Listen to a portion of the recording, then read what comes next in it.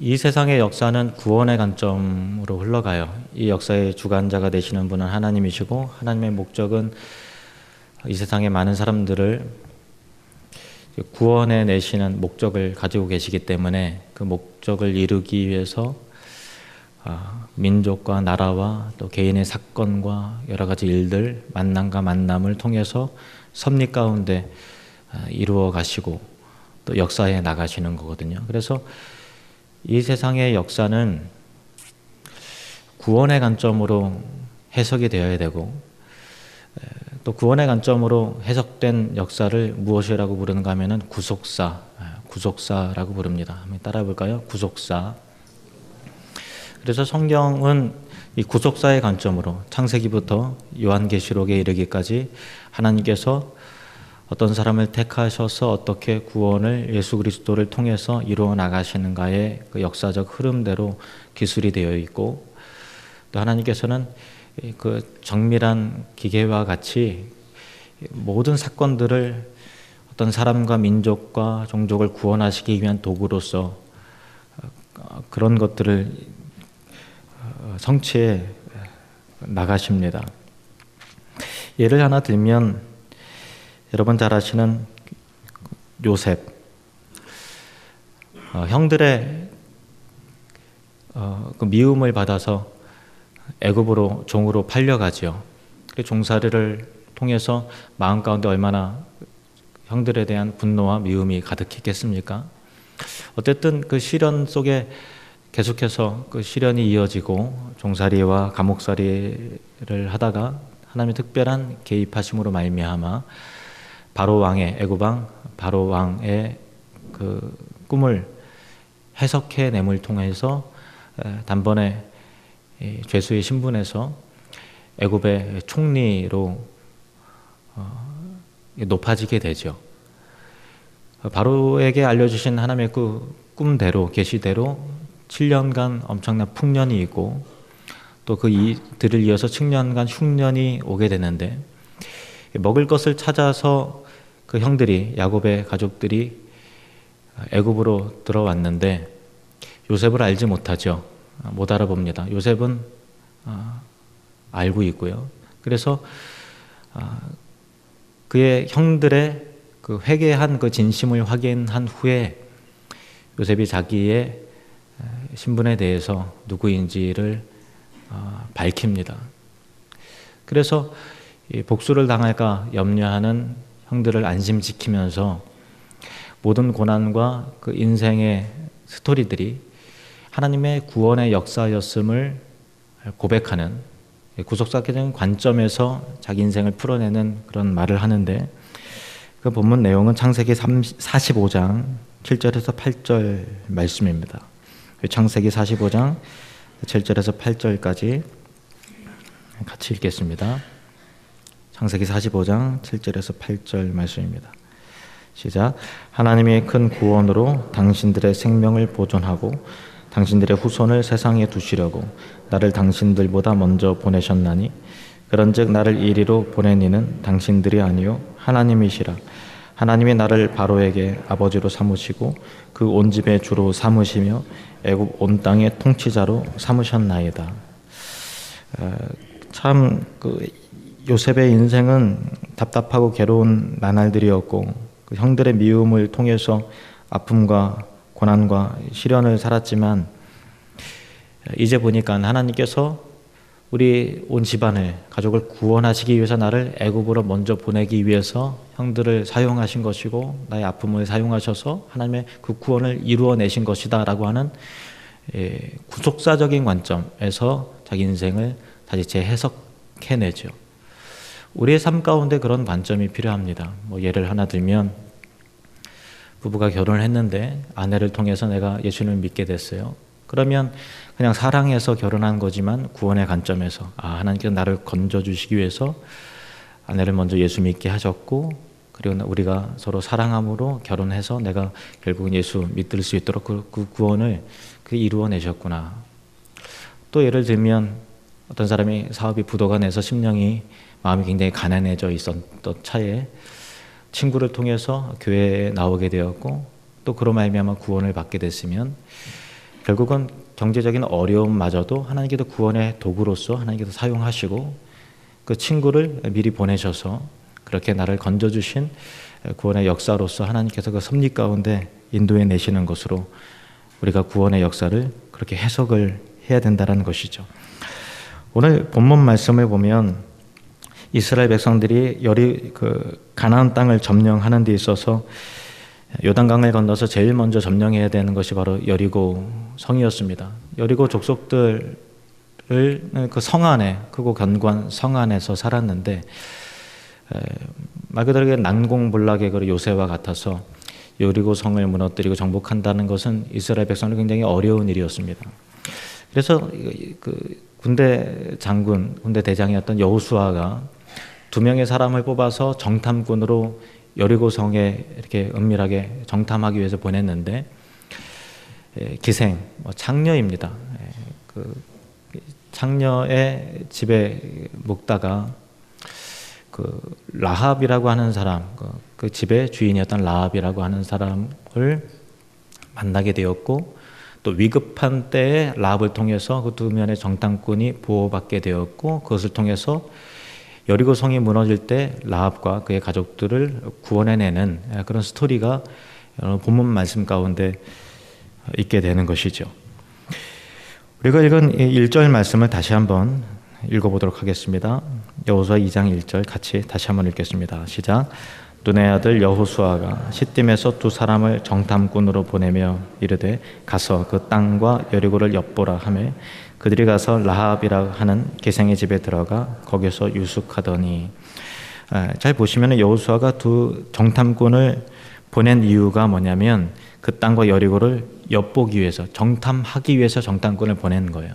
라합을 구원해낼 목적 자체는 그 처음에 그 사명은 없었습니다. 라합이라고 하는 사람도 몰랐고. 그런데 재미있는 것은요, 몇 장 뒤에 여리고성이 정복되는데 여리고성이 무너지는 일에 있어서 그 2명의 정탐꾼의 정탐한 내용이 여리고성을 정복하는 데 도움이 됐다는 기록은 없어요. 여리고성이 어떻게 무너졌는가 하면은 하나님께서 명하신 대로 이스라엘 백성들이 아무 말 없이 여리고성을 하루에 한 바퀴씩 돌아요. 어떻게 보면 참 의미 없는 그런 것처럼 보이죠. 그 다음날 또 돕니다.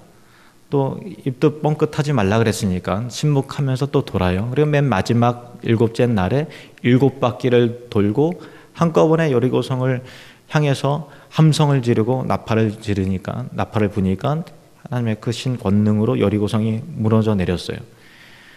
정탐한 내용은 여리고성을 무너뜨리는 데 있어서 뭐 요긴하게 쓰인 건 사실 없어요. 어쨌든 여리고성을 엿보고 정탐하기 위해서 보냈는데 결과적으로는 2 정탐꾼에 있어서 가장 중요한 일은 인생 가운데 그 슬픔과 또 어려움에 잠겨 있었던 기생 라합을 하나님의 백성으로 택하신 그 여자를 건져내는 것, 구원해내는 것이 2 정탐꾼에게 있어서는 결과적으로는 가장 큰 사명이 되었던 것이죠. 본래 제일 큰 사명, 본래적인 사명은 아니었지만 결과적으로는 그것이 가장 그 정탐꾼에게 있어서 가장 중요한 목적이 되었던 것입니다. 이 부분을 우리가 주목을 해야 됩니다. 마태복음 1장 5절에서 6절 말씀을 보시겠습니다. 마태복음 1장 5절에서 6절 같이 읽겠습니다. 시작.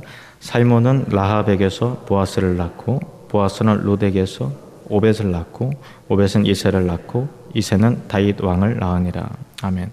마태복음 1장은 예수 그리스도의 계보에 대해서, 족보에 대한 기록인데 여기 보면 다윗 왕이 나오죠. 다윗 왕의 아버지는 이새였습니다. 이새의 아버지는 오벳이었고 또 오벳의 아버지는 보아스였습니다. 보아스의 아버지는 살몬이었습니다. 근데 살몬은 누구를 통해서 보아스를 낳았습니까? 라합이었습니다. 살몬은 2 정탐꾼의 중에 한 명이었습니다. 하나님께서는 우리가 생각하지 못했던 놀라운 그 계획이 있으신 것이죠. 그래서 우리가 인지하든 못하든 하나님께서 반드시 그 계획을, 구원의 계획을 이루어내시는 것을 볼 수가 있다라는 것이죠. 다시 말해서 두 정탐꾼이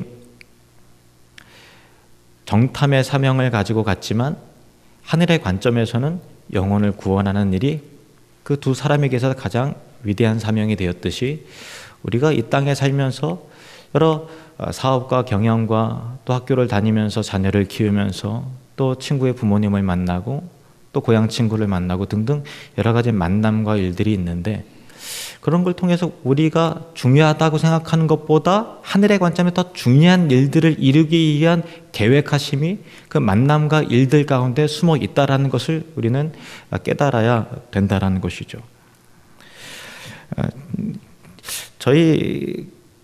제가 구원을 받은 것은, 예수님을 믿게 된 것은 저희 어머니를 통해서 예수님을 믿게 됐는데 초등학교 1학년 그 즈음이었습니다.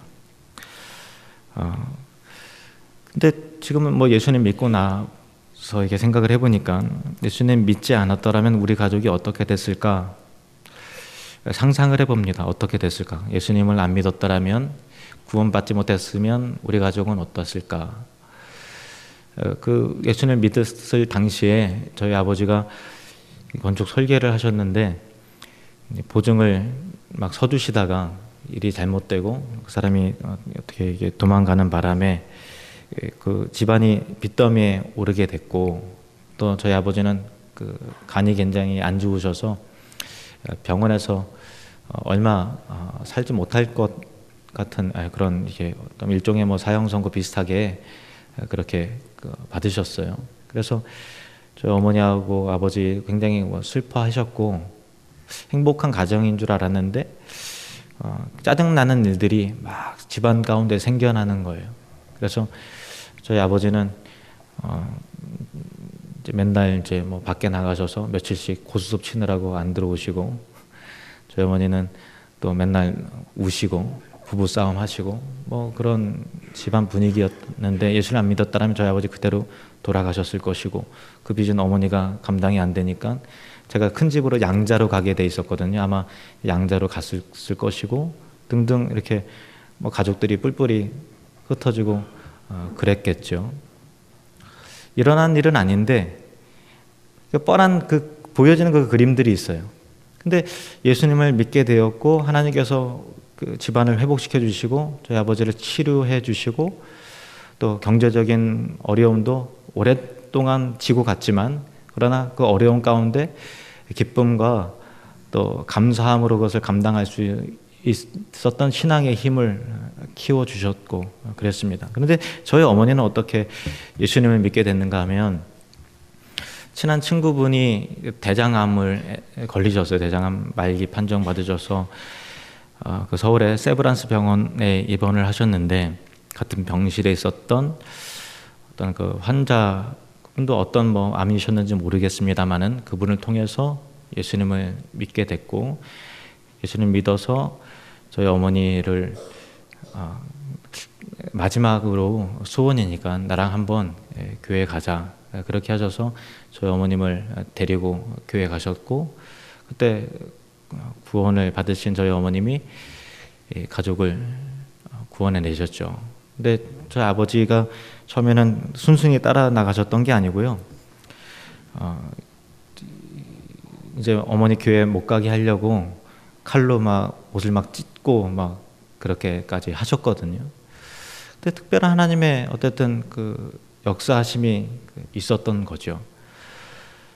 그 지금 생각해 보면 구원의 관점으로, 구속사의 관점으로 그때 있었던 일들을, 정황들을 생각해 보면 그때 저희 아버지가 이 간 때문에 얼마 살지 못한다라는 그런 그 육신의 연약함도 우리의 구원을 위한 거였고, 집안이 빚더미에 올라간 것도 구원을 위한 것이었고, 저희 어머니의 친구분이 그 어머니의 친구분을 만난 것도 구원을 위한 것이었고, 그 어머니의 친구분이 대장암에 걸리신 것도 구원을 위한 거였고, 그 같은 병실에 그분이 또 아파서 같이 누우신 것도 구원을 위한 것이었고, 그 모든 것들이 다 구원의 초점이 맞춰져 있다라는 거예요. 하나님께서는 그 모든 계획을 우리가 인지하지 못할 때에 다 그 물밑에서 움직여 나가시고 그 일에 우리는 도구로서 우리의 아픔과 경험과 만남과 지식과 환경과 그 모든 것들을 이 총동원이 되어서 그 사람과 그 영혼과 그 가족과 그 민족을 구원해내는데 우리는 그렇게 도구로, 하나님의 거룩한 도구로 쓰여지게 된다라는 것입니다. 두 명의 정탐꾼이 나오죠. 정탐꾼, 영어는 스파이입니다. 스파이. 첩보원, 스파이. 스파이는 어떤 일을 하는 사람이에요? 몰래 들어가서 나라든 국가기관이든 어떤 기업이든 몰래 잠입해서 위장 잠입해 들어가서 중요한 정보를 빼오는 거잖아요. 여리고 성으로 들어갔어요. 그리고 여리고 성의 시민인 척 하는 거죠. 위장해서 들어간 거니까. 영적인 의미에서 여리고 성은 이 세상을 의미하는 것입니다.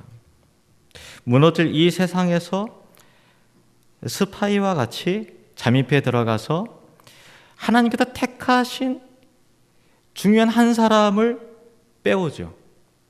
그러니까 이 땅의 관점으로서도 여리고성을 정탐하기에 스파이로 들어갔지만 결국은 하나님의 관점으로도 하늘의 정탐꾼으로서, 하늘의 스파이로서 한 영혼을 구원하여 가기 위한, 그들은 인식하지 못했지만 어떤 때 하나님의 관점에서 그런 목적하심으로 보냄을 받아서 그 사명을 감당해냈던 것이고, 여리고 성의 그 무너질 여리고 성 가운데서 있었던 그 기생 라합은 결국은 그 두 명의 정탐꾼을 통해서, 스파이를 통해서 하나님 나라로 탈출된 그런 놀라운 역사가 일어나게 됐던 것입니다. 그러니까 이 구원이라고 하는 것은 무너질 이 세상에서 하나님 나라로 탈출하는 것, 그것이 구원인 것입니다. 두 정탐꾼은 하늘의 관점에서 볼 때 하나님의 구원의 역사를 이루기 위한 하늘의 스파이, 헤븐리 스파이였던 것입니다. 우리도 라합처럼 그러한 헤븐리 스파이에 의해서 전도되어서 구원을 받았고, 또 이 세상을 향해서 이 세상에 잠입해 들어가서 영혼을 구원하는 헤븐리 스파이가 되어야 하는 것입니다. 이 부분에 대해서 예수님께서 말씀하셨어요. 요한복음 17장을 가보시겠습니다. 요한복음 17장 16절 말씀 같이 읽겠습니다.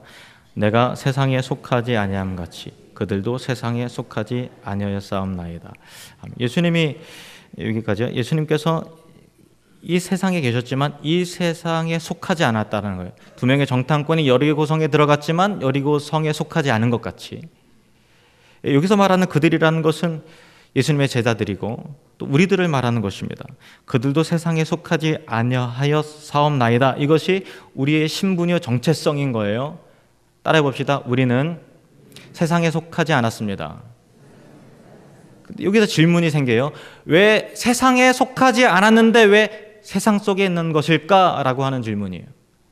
세상에 속하지 않았는데 왜 우리의 몸은 여전히 세상에 속한 자와 같이 있는 것인가? 라고 하는 부분에 있어서 예수님께서 이렇게 대답을 하십니다. 18절 말씀 같이 읽겠습니다. 시작.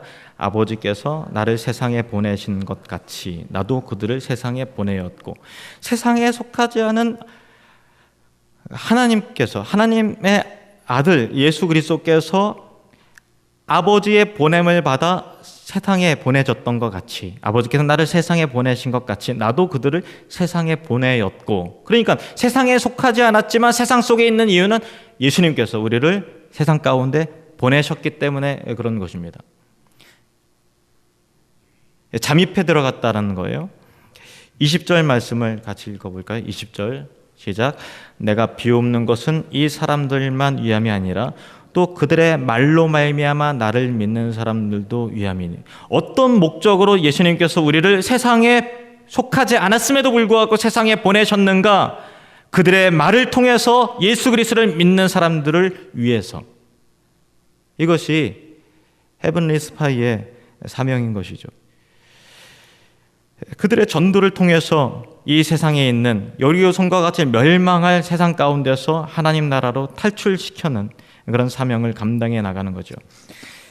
영국의 유명한 기독교 작가인 C.S. 루이스는 기독교인의 신분과 정체성에 대해서 이렇게 말했습니다.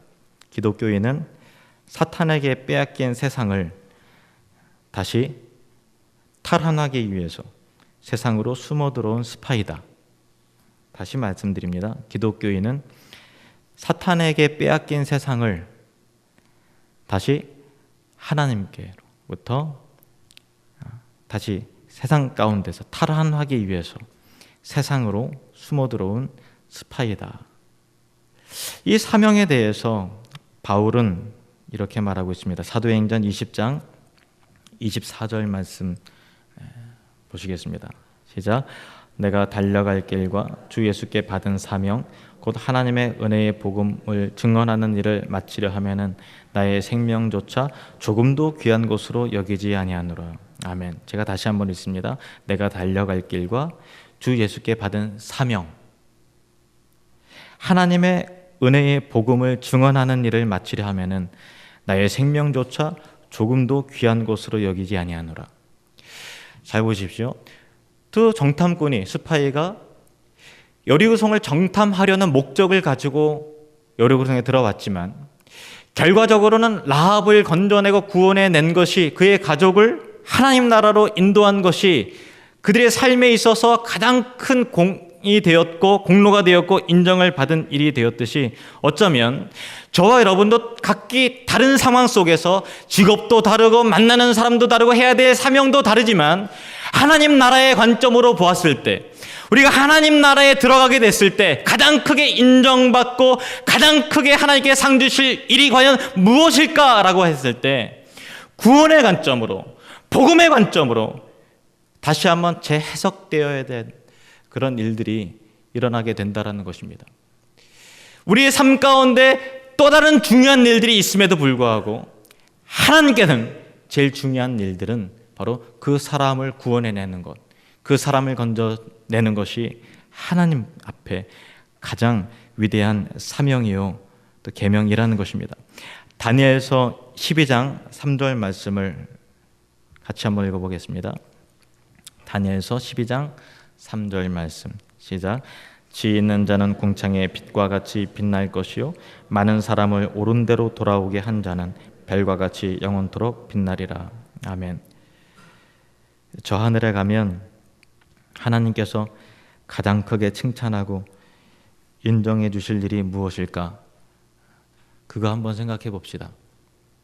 여러분이 사업을 경영을 잘 해야 되는 일들이 중요하고 또 직장에서 인정받고 또 승진하는 것도 중요하고 또 먹고 사는 일이 중요하죠. 물론 그것도 중요한 일이고 하나님 앞에서 그런 것들이 다 의미 없다라는 그런 것은 아닙니다만은, 가장 중요한 일은 여러분의 사회적인 일들과 만남과 관계 속에서 묶어지게 되는, 마치 두 정탐꾼이 라합을 만나게 돼서 결국은 그 라합을 건져내었듯이 여러분을 통해서 또 다른 사람이 살아나게 되는 놀라운 구원의 역사가 나타남을 통해서 여러분을 통해서 많은 사람을 옳은 대로 돌아오게 한 자는 별과 같이 영원토록 빛나리라 라고 하는 이 약속의 상급의 말씀이 저와 여러분에게 있어서 그대로 이루어지게 되는 은혜가 있기를 주님의 이름으로 축원합니다.